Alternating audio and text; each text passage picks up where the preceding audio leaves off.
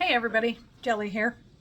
Have you ever just had too many peppers? I picked a lot of peppers this year. My jalapenos didn't even produce, so I ended up putting in more serrano peppers than jalapenos.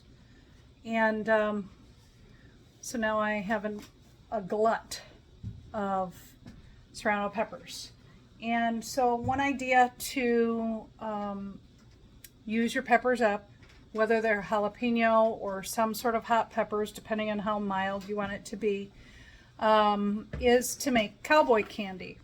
So we have actually gotten to the point where we have so many peppers that we like quadruple the recipe.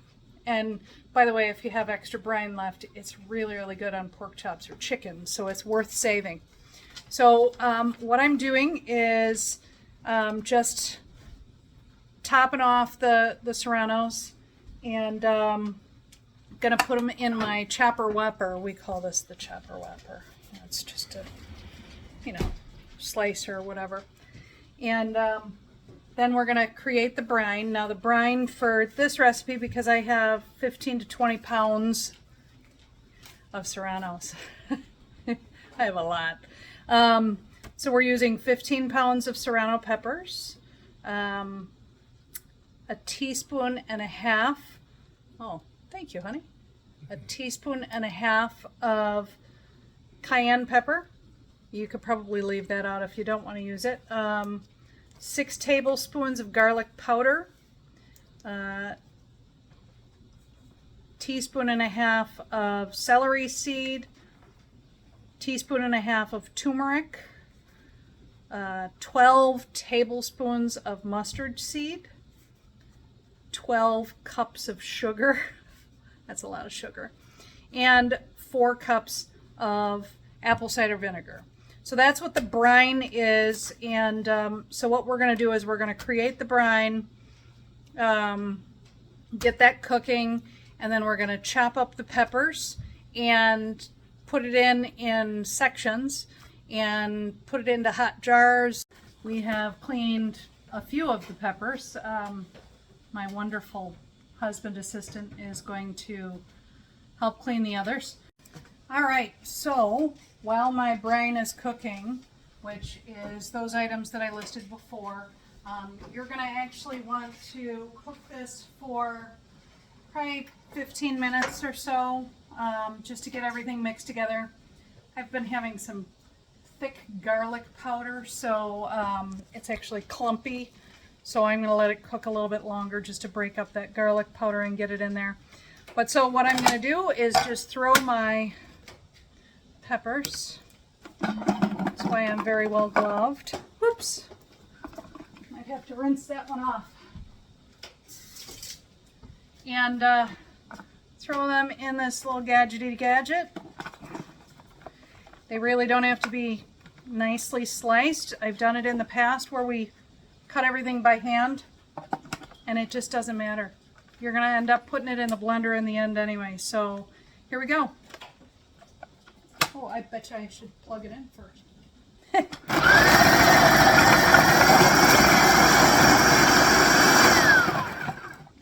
Ooh-wee! Oh, those are spicy. So, this actually makes it a whole lot easier. Just cutting them up into smaller chunks. And they don't need to be perfect. You don't need to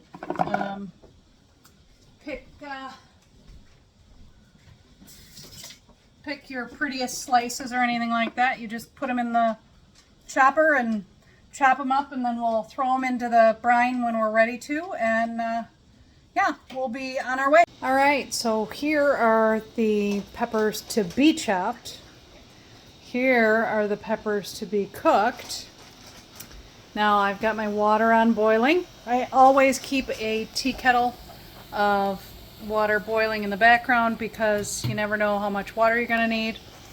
This is actually what the brine looks like. Ooh, I think I need to definitely turn it down a little.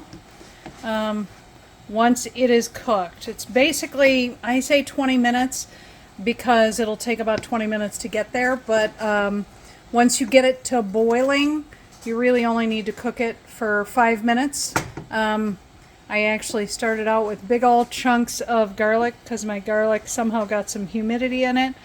But they're all broken down and cooked. The sugar is in there.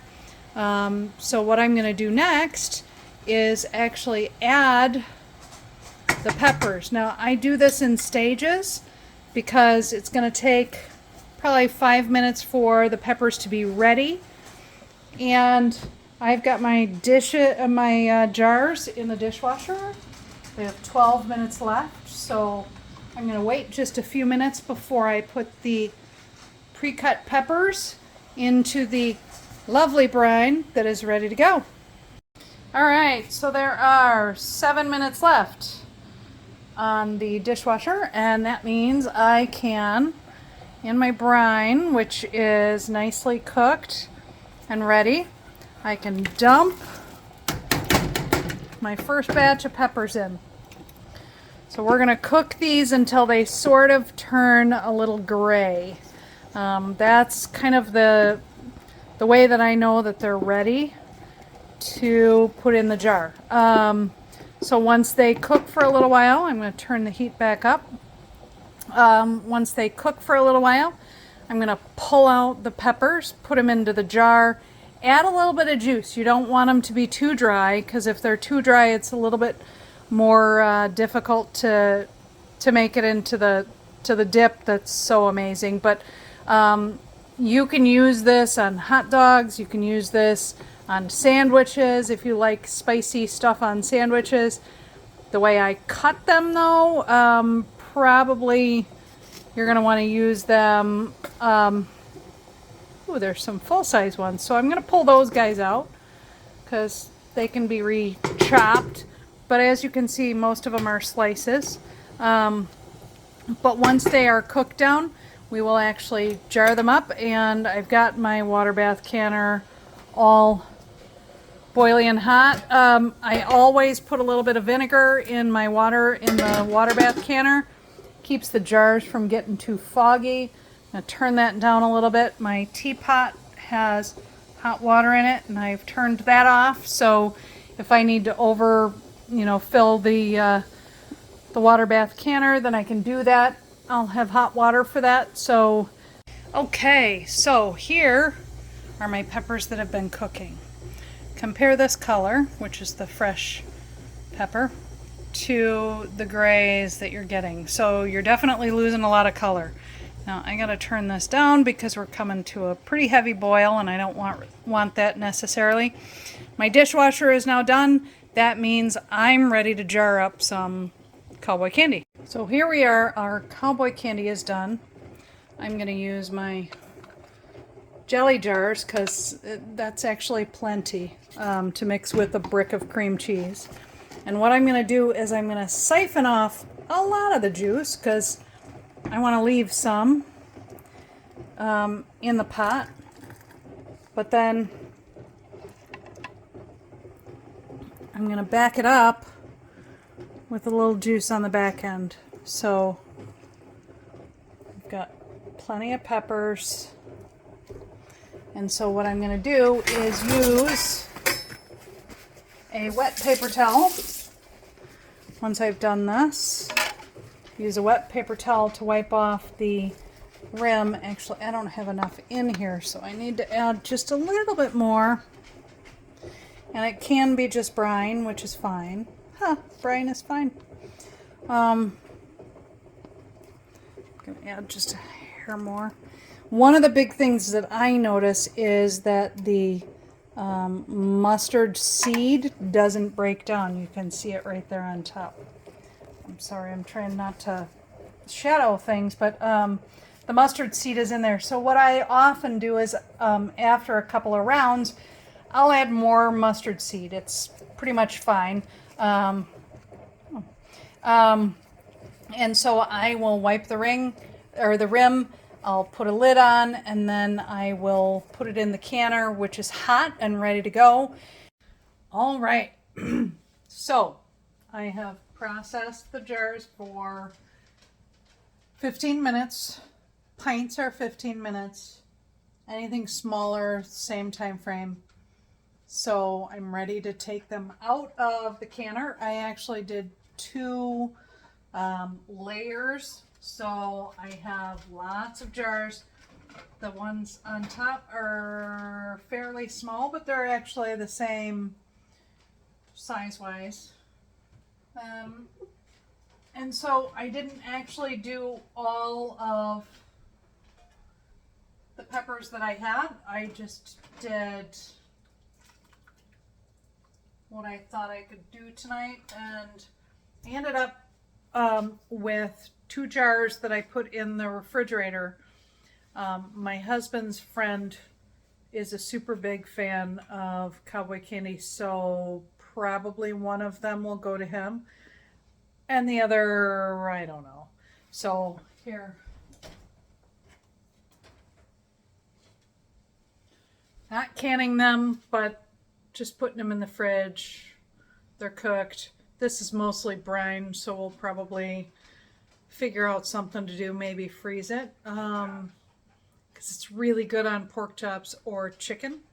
And then this jar will probably go to Tommy, because Tommy loves Cowboy Candy, and well, he's happy to take whatever we'll give him.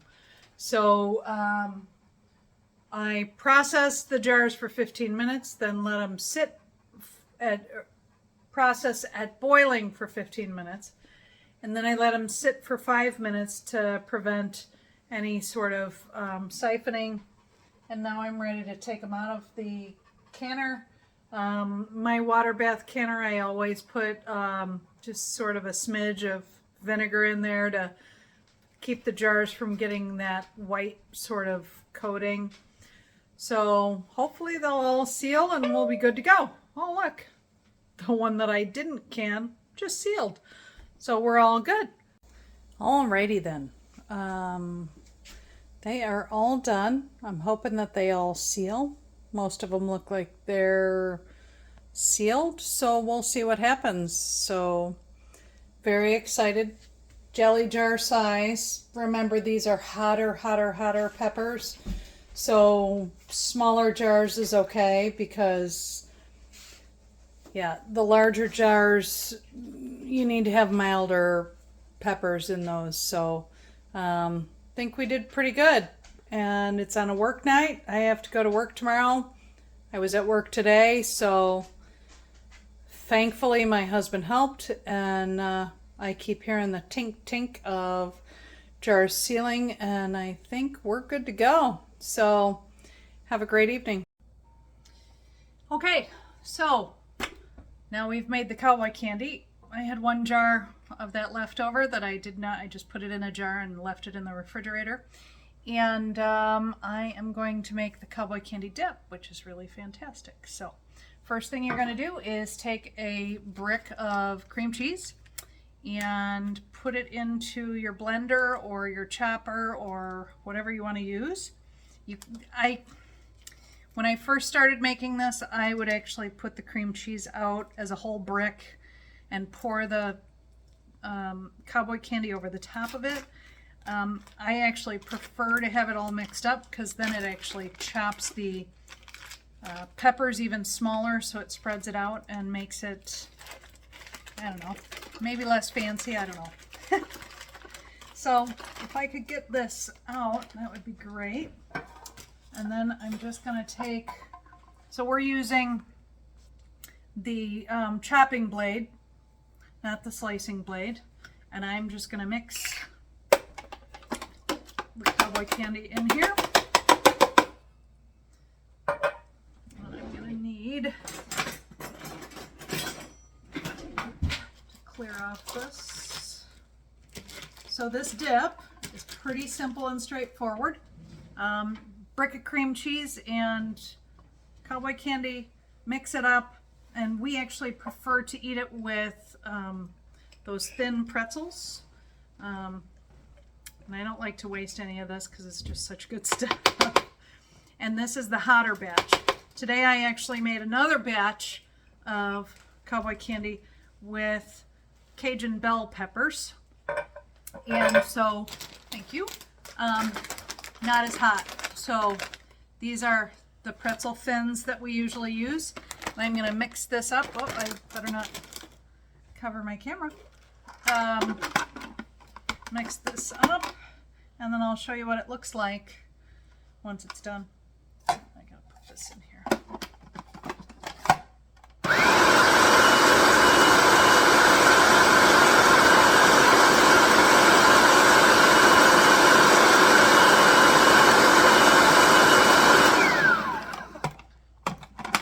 So what I also like to do is make sure and get the stuff off the side so it all gets mixed in.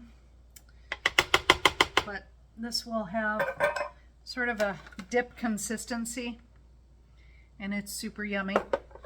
So that's how to make the dip. I'll just transfer this into a container, and we'll have it with our chili tonight, because tonight's a chili kind of night. Anyway, that's my cowboy candy recipe, and I hope you like it. Like and subscribe. Thanks for watching.